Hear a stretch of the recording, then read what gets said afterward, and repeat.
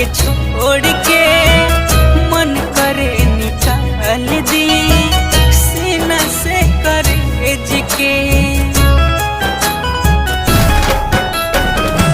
जहिया से चल गइलू हमरा के छोड़ के मन करे निकाल दी सीना से करेज के।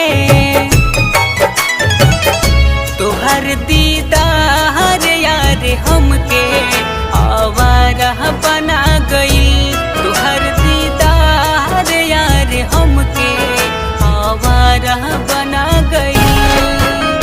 घर के रही न घाट के, घर के रही न घाट के बंजारा बना गई।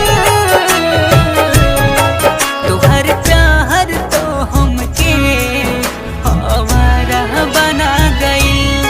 तोहर प्यार तो हमके आवारा बना गई।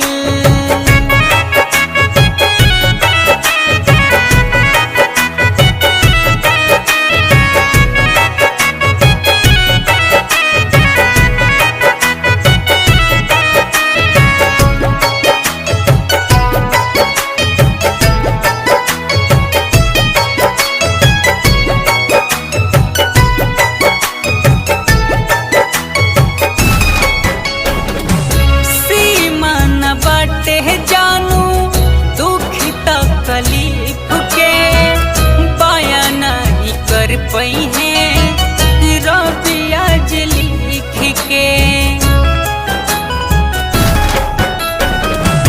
सीमा न बाटे जानू दुखी तकलीफ के बयां नहीं कर पई है कावेरी आज लिख के। तौल भी ना हो सकीला उस धारा बना गई। तौल भी ना हो सकीला उस धारा बना